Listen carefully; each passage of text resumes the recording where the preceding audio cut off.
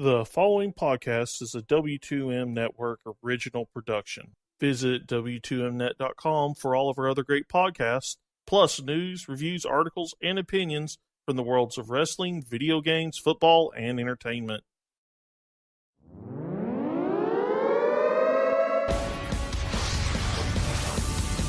Wrestling to the Max Smackdown Review.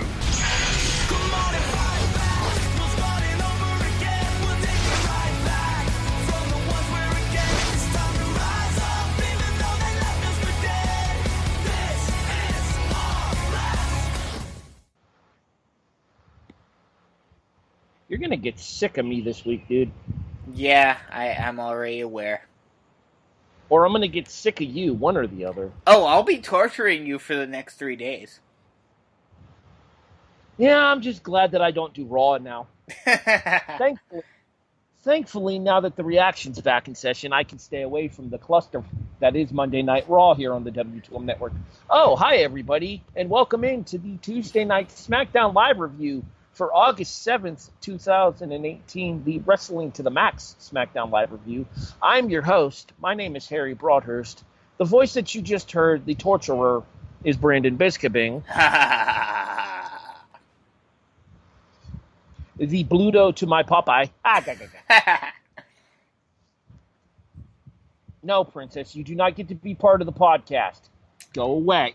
Hey, I have a good one for when the football season starts. I'll tell you afterwards. But anyway, sorry, I had to deal with a petulant cat.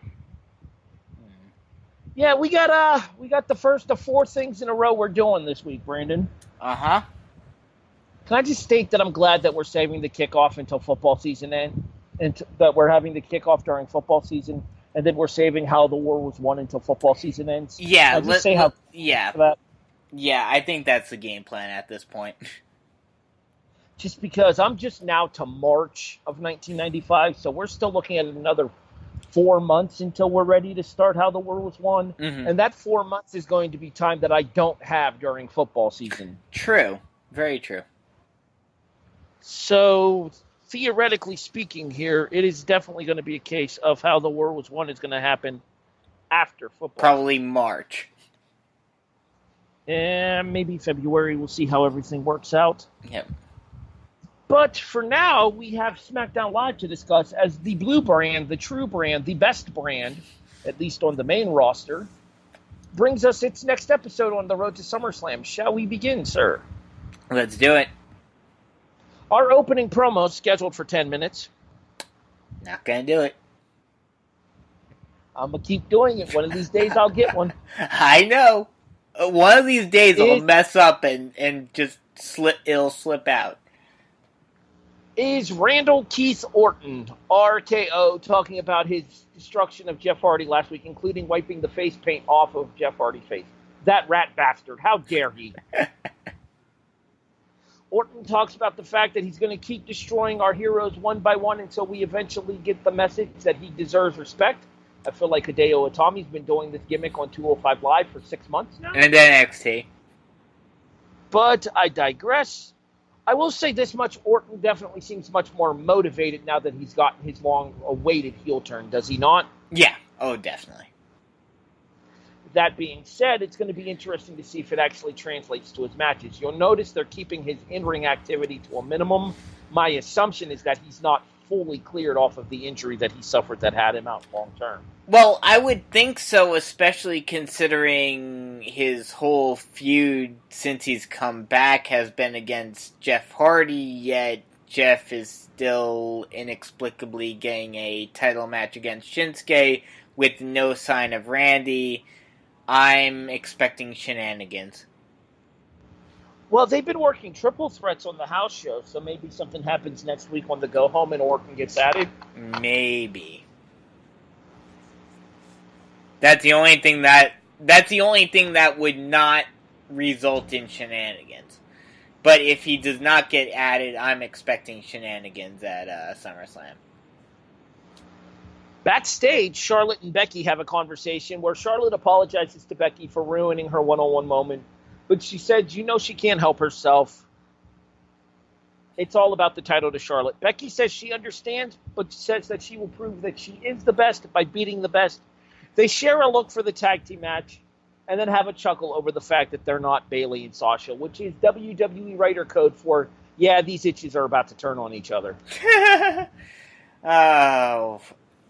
See, I have a feeling that WWE Creative just does not know what to do about women's, with the exception of the annoying Iconic Duo. They don't know what to do with women's friends right now, because it seems, I have a feeling that in the back, Vince keeps on switching his mind about whether or not to do women's tag titles.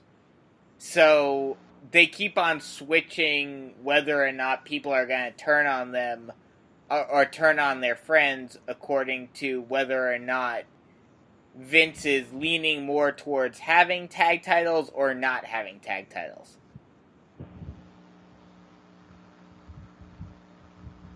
I was going to do my Vince McMahon by way of Bruce Pritchard impression, but I realized that the very first word in that impression I can't say on the WWE. So we're just going to move on. Our opening contest, scheduled for one fall, sees the Iconics after they get done running down the city of Orlando in general. And let's be honest, and get called boring, which I completely concur with. Well, let's be honest here. Orlando is kind of a dump. What kind of Mickey Mouse organization runs out of my Orlando, Florida anyway? NXT. No selling jokes. Anyway. It was a WCW reference. Thanks for playing along. I know. Plug the new podcast! Fair enough. Yes, you get to watch, you get to relive all of the fantastic moments of spring break when the likes of Scott Hall get tossed into pools on how the war was won. Moments passed. The Iconics of Peyton Royce and Billie Kay taking on the best friends forever, or at least for another week, of Charlotte Flair and Becky Lynch. In the end, Becky has the disarmor on Billie Kay. It gets broken up. Charlotte tags herself in as Peyton makes the save for Billie. Charlotte catches Peyton in the figure 8, and while Becky is sitting in the corner watching, unaware that she's been tagged in on, Charlotte gets the submission at 6 minutes and 22 seconds. That's a fail on the ref. Try that again, I didn't hear you. That's a fail on the ref. What, the fact that Becky was still in the ring? Well, no, the fact that wasn't Becky the legal woman? Charlotte blind tagged in on Becky when Becky was in the corner. Oh, okay. Yeah. Charlotte blind tagged in, hit the moonsault, and then tapped Peyton with the figure 8. Yeah. But, yeah, I mean, it was a decent match. It was a way to kind of keep unfortunately, I have a feeling, inevitable animosity between the two of them for the title match. It keeps it at bay for another week. But we'll see where they go with this next week. Okay, to be fair, they only have one more week to build to this title match. Yeah. SummerSlam is but 12 days away. Oh, I know. For the purpose of timing, we're recording this at approximately 11:30 Eastern Standard on August 7th. Mm-hmm. Anywho. Sorry, I had to spray some water on my face. It's getting warm in here.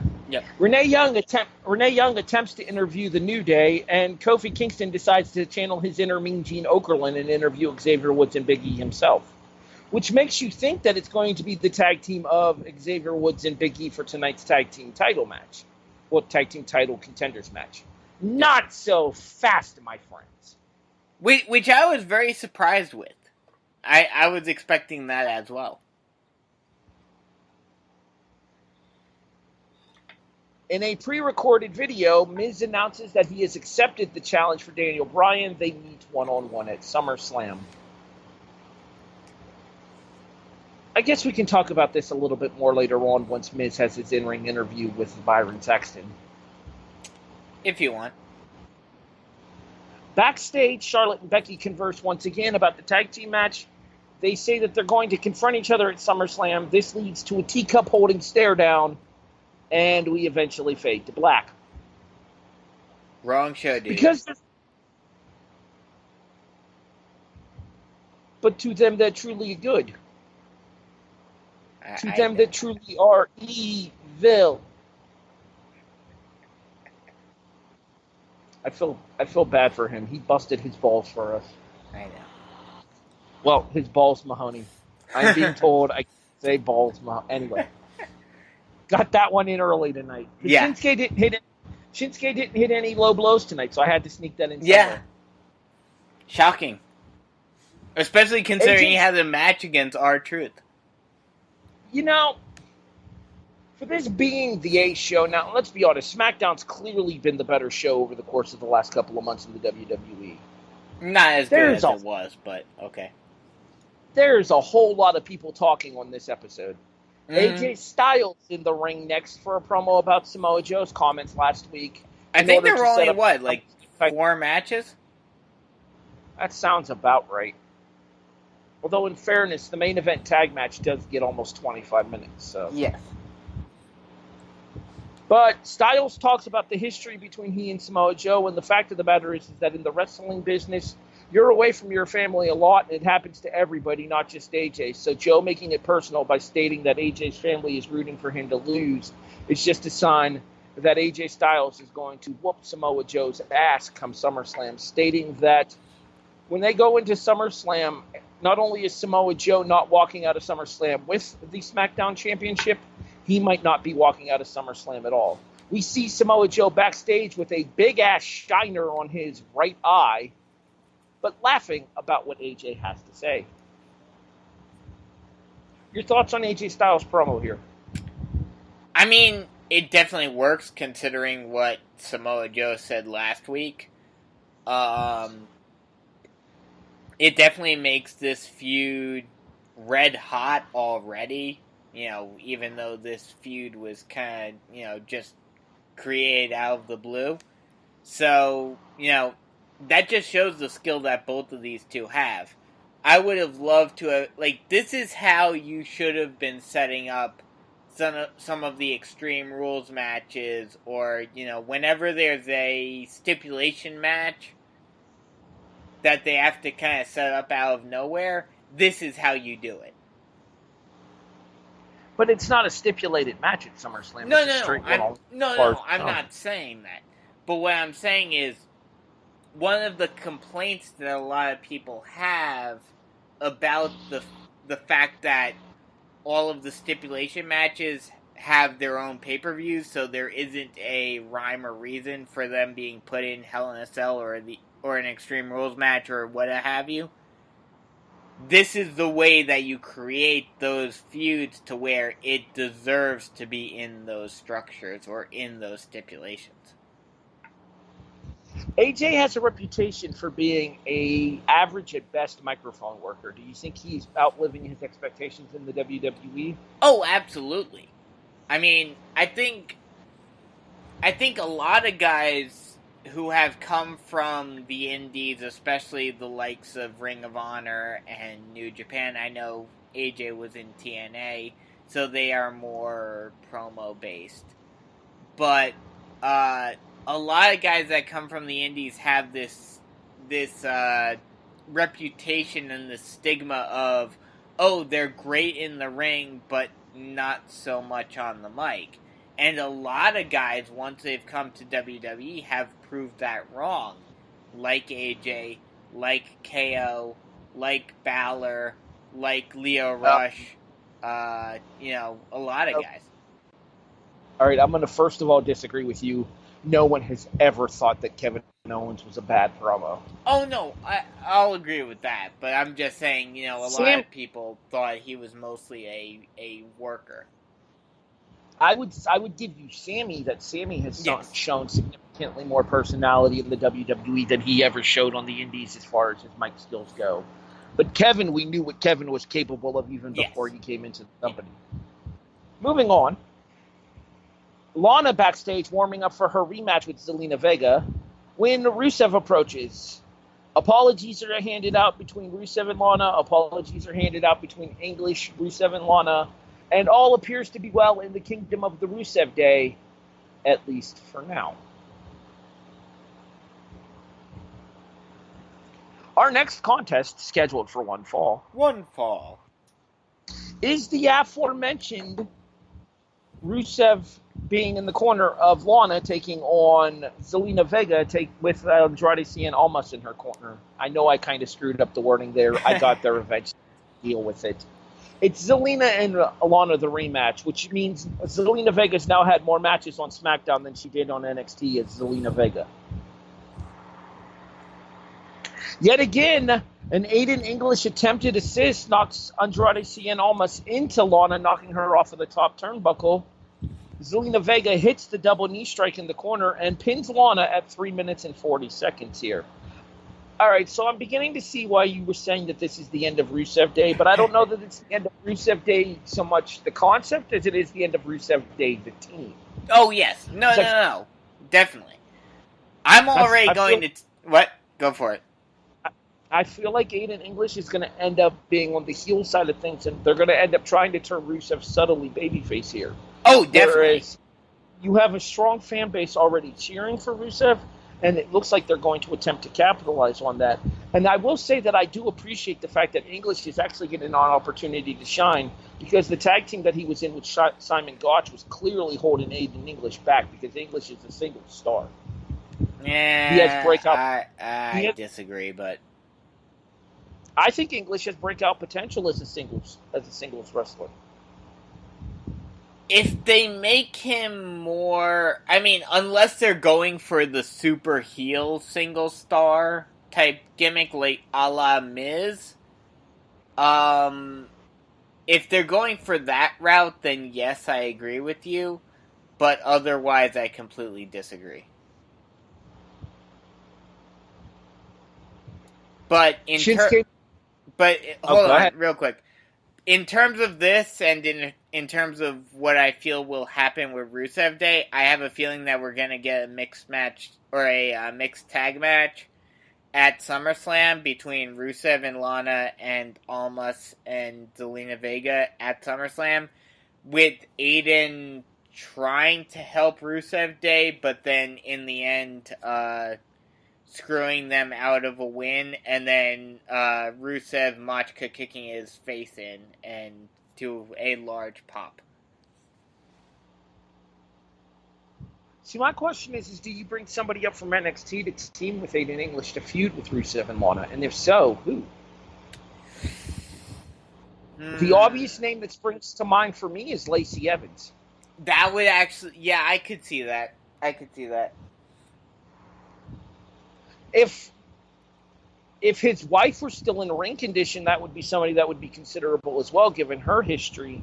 But I don't know that his wife is in any kind of ring condition these days. I'm trying to remember who that is. That would be Shaul Guerrero. Oh, okay. The former Raquel Diaz. Oh, okay. And obviously best known as one of Eddie Guerrero's daughters. Yes. Oh, I knew that was why Aiden English is still employed with WWE. Because he's Eddie's son-in-law? Yeah, that probably had something to do with it for a while. I read a whole story about how he's safe because he's a Guerrero. But at the same time, I think he's more than earning his spot right now. He is, but if it wasn't for that, I think with the whole Simon Gotch stuff, he would have been gone. Okay, in fairness, Simon Gotch was kind of an a-hole. Yes, I agree with you, but I'm just saying, I think he would have taken a fall if he wasn't a Guerrero. Call a spade here. All right. Let's go ahead and continue on as we have the official Oh, wait, no, we don't go to the exclusive interview with The Miz yet. There's something in between here that we kind of need to talk about. Shinsuke Nakamura has a backstage promo with Renee Young and says that Jeff Hardy has been erased. Renee tries to explain to him that Randy Orton's actions did not physically get rid of Jeff Hardy, and Shinsuke sarcastically looks at her and goes, "I understand metaphors, Renee," which made me chuckle. Yes. R-Truth and Ty Dillinger then arrive. Truth challenges Nakamura to a title match at SummerSlam, saying that he will earn the title match by pinning Carmella the same way everybody else earned the title shot. I lost it. Oh, so did I. Although I was hoping that he would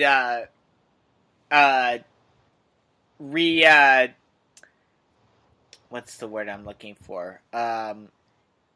He would. I was hoping that R-Truth would bring back his whole gimmick from a couple of years ago, and him being like, I challenge you to a match at SummerSlam, and Shinsuke being like, I already have a match against Jeff Hardy. Oh, you do?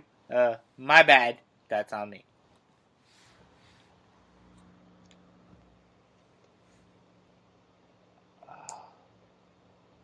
What? Nakamura says something in Japanese that Truth takes offense to. Ty Dillinger just looks at Truth like he's crazy, which, let's be honest, probably not far from the truth. And we Pun go definitely back. Intended. Legit. And we head back to ringside where Byron Saxton gets ready for his exclusive interview with The Miz, while Corey Graves laments the fact that Byron Saxton gets an exclusive interview with The Miz.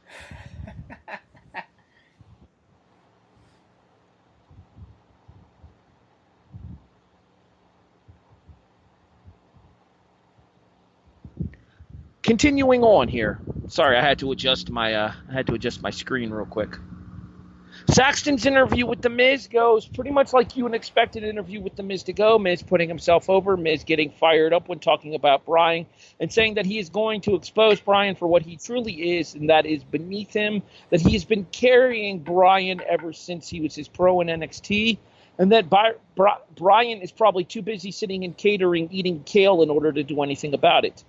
That is until Daniel Bryan shows up and starts beating the absolute dog crap out of Miz and Miz's personal security, until Miz throws a vase of flowers at Daniel Bryan, hitting him in the back. Almost hitting him in the back of the head, because that makes sense, Miz. Let's hit the guy with a series of concussions in the back of the head. Well, I may be, being a little too optimistic here, but, with how everyone seems to be all gung-ho and, like, super crazy over Miz, I'm probably right here, honestly. And this is probably one of the few times that I'll actually give Miz credit. That was probably some sort of,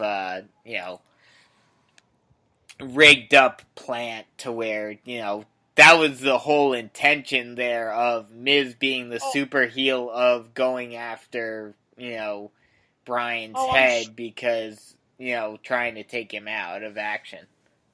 I'm sure it was sugar glass, but at the same time, it still doesn't make it any more palatable, and we'll talk more about that whole situation once we get to 205 Live tonight, because there's something on 205 Live tonight that really, really pissed me off. I already know what it is.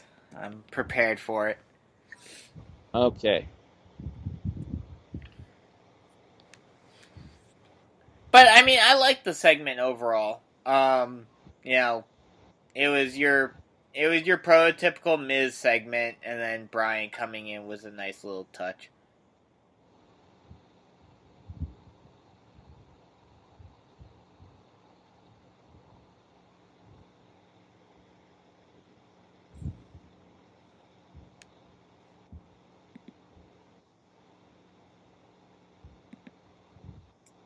Harry?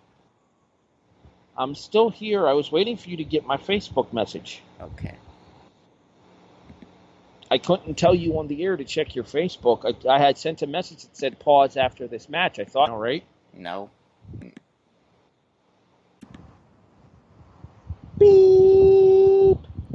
We apologize for the technical difficulties, everybody. Brandon apparently doesn't check his Facebook while we're doing the show, as I sent the message to him to pause once we were done with the last match. My phone overheated, and it was about to shut down on me, and I needed to do something to take some preventative measures in order to get the phone to cool down a little bit here. So, mea culpa on that one. Well, my bad. Hey, it is what it is. In recognition of the last segment, the last match we just talked about, my bad. That's on me. Well, it's ironic because our next match scheduled for one fall is R-Truth versus Shinsuke Nakamura. Segway! Were you expecting Nakamura to low blow Truth during his rap? Because I certainly was. I was half expecting it, yeah. Instead, they actually have something resembling a sort of competitive match. Don't get me wrong, Nakamura gets most of the match, but Truth doesn't look like a complete joke, pun intended, until Nakamura puts him away at 3 minutes and 15 seconds with... Hold on, it's been a while. I have to get my voice right. Hold on. Stall for me for a second. Kinshasa!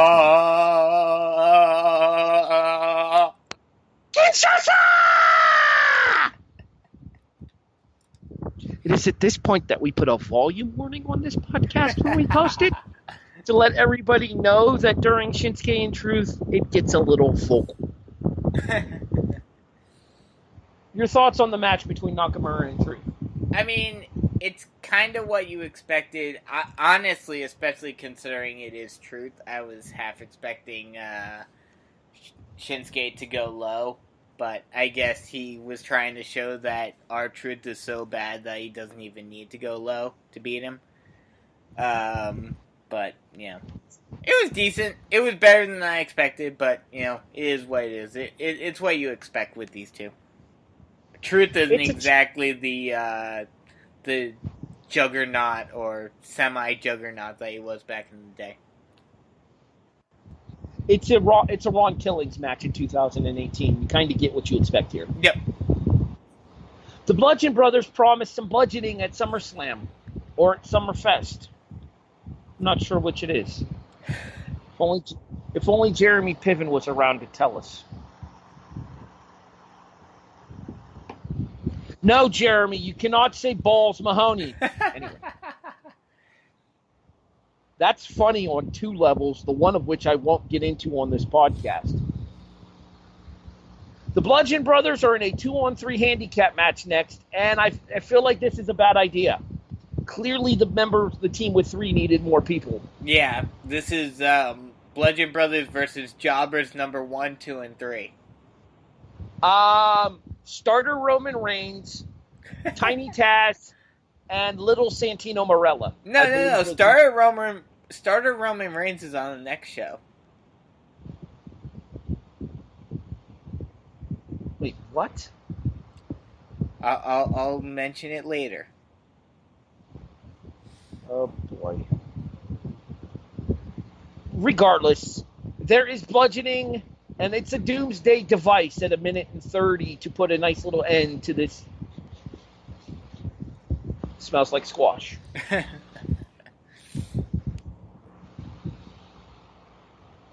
Live the gimmick, man. Live the gimmick. Our main event scheduled for one fall. With a half-an-hour time limit, which they almost go to, is the finals of the Smackdown Live Tag Team Title Contenders Tournament. Abba-dibib, but that's all, folks. Easy for me to say. The Bar of Cesaro and Sheamus taking on the New Day of Kofi Kingston and Big E with Xavier Woods at ringside here. Brandon, there is literally no chance we could describe everything that these two teams did during the course of this match. I am not even going to try.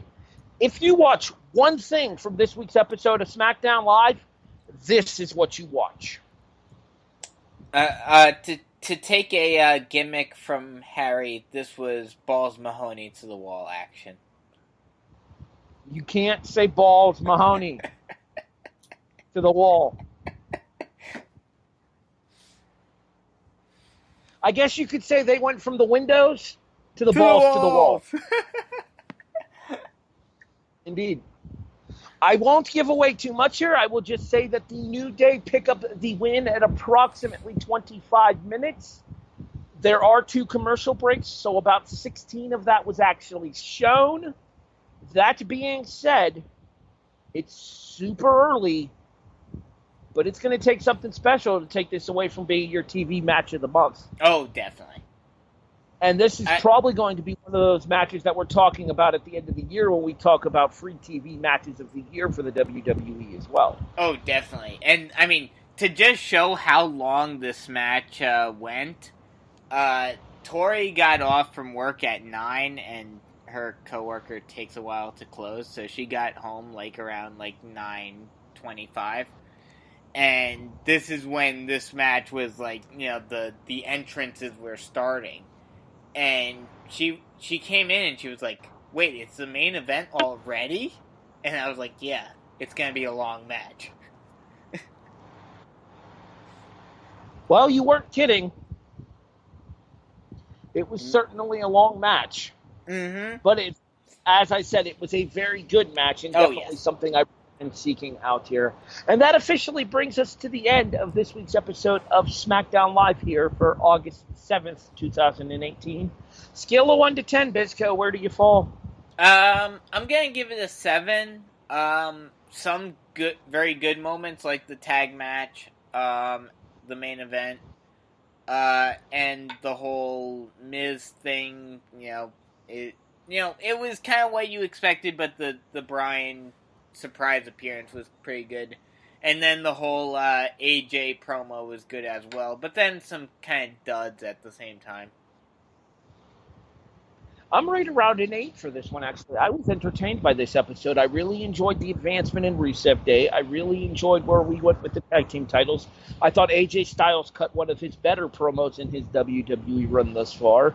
I think that we're certainly setting things up for the future with people like Randy Orton, like Shinsuke Nakamura, like Jeff Hardy, with them probably advancing at least towards the singles match and maybe a triple threat at SummerSlam. The Blue Brand is on a roll right now, and I don't think there's anybody that'll deny that it is clearly the better of the 2 shows on a weekly basis on the WWE's main roster. Between Raw and SmackDown, not necessarily counting 205 Live. Yeah. Although I would argue that this week's episode of SmackDown was probably as good, if not maybe even a little bit better than this week's episode of 205 Live was as well. Well, we'll talk about them in a bit. We will, because you can listen to the Wrestling to the Max 205 Live review coming up here shortly, and many of these same podcast listening affiliates that you were listening to this show on: iTunes, iHeartRadio, Stitcher, Spreaker, CastBox, Podbean. Hey, Brandon, guess what? Spotify is here. But Glacier is coming. I'm working on it. The plan is to go to the Remix Pro show on September 15th, and I'm going to see if I can't get him to cut an open for us. That would be great. I'm going to try. I make no promises. What's your one-word review, Brandon?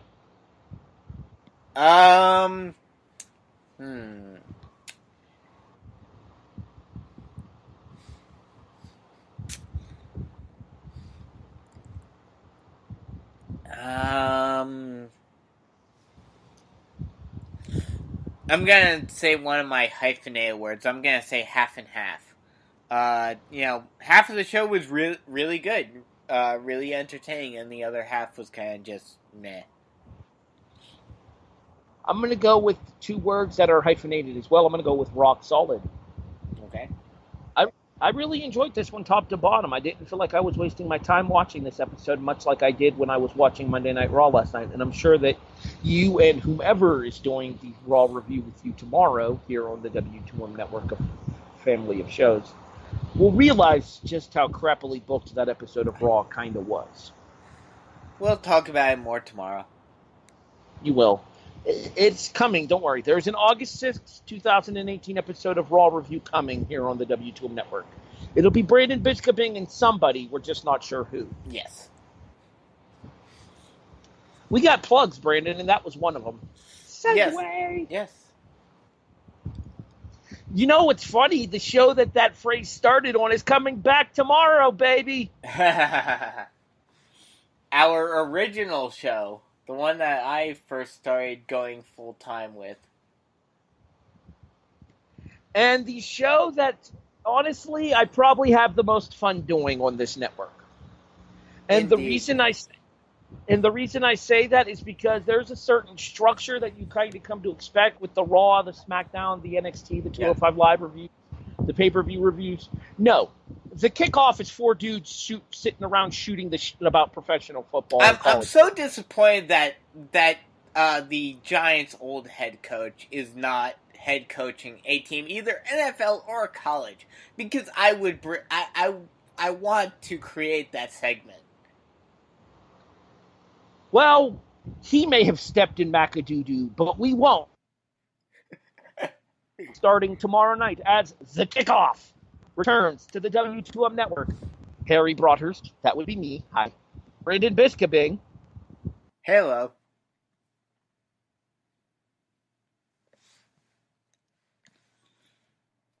One.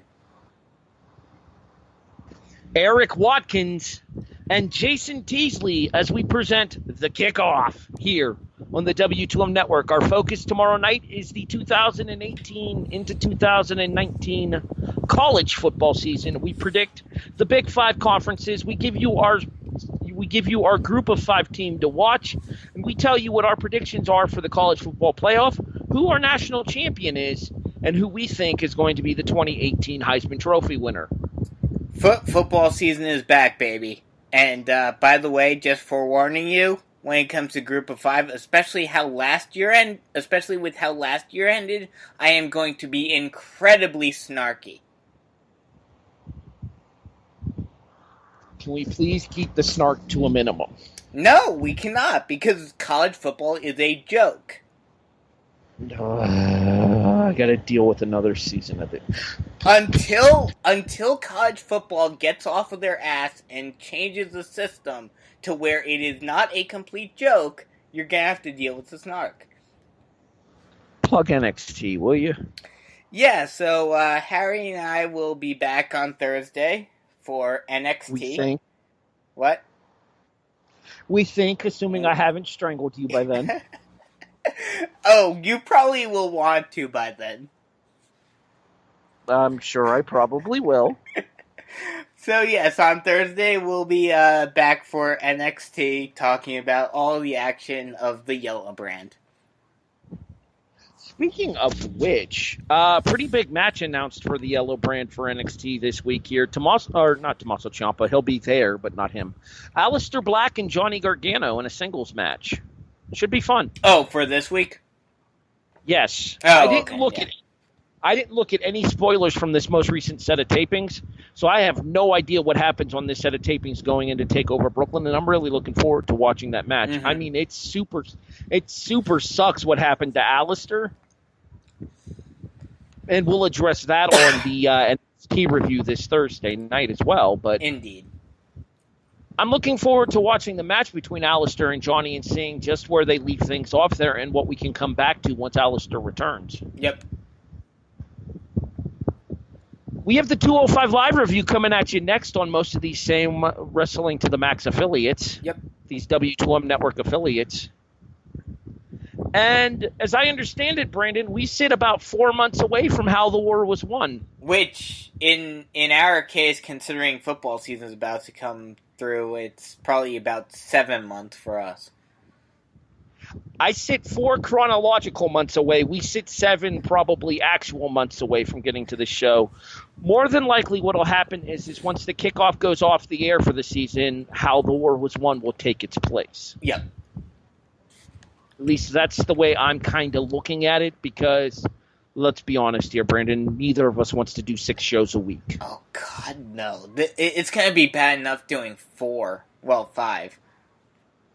Screw that. Do we have anything else to plug, or is that everything that we need to plug? I think that's it. Oh, actually, there is one more thing. I make my return to writing reviews as well, coming soon to thechairshot.com. I will be reviewing Progress Wrestling as I start with Chapter 1. Oh, cool. And, when I said 5, let's not forget, we would have 6 on certain weeks. And perhaps even 7 in a couple of weeks. I'm not doing... Actually, no, we won't, because I won't be around for SummerSlam weekend. You're on your own for that. Okay. I have a wrestling show for NXT TakeOver. I'm going to be watching TakeOver after the show. And then that Sunday, I usually watch SummerSlam with a group of friends, and I'm not doing a podcast after hanging out with a bunch of friends watching the show. I'm not going to have a voice to do so. Fair enough. I wish you well in finding somebody to review SummerSlam with. It just won't be me. Okay. Fair enough. So, for Brandon Biskobing, I'm Harry Broadhurst, thanking you for listening to the Wrestling to the Max Smackdown Live review for August 7th, 2018. We will be right back at you shortly with the 205 Live review here on the W2M Network, available online at W2Mnet.com. Thanks for listening, everybody. We'll catch you next Tuesday for the go-home to SummerSlam.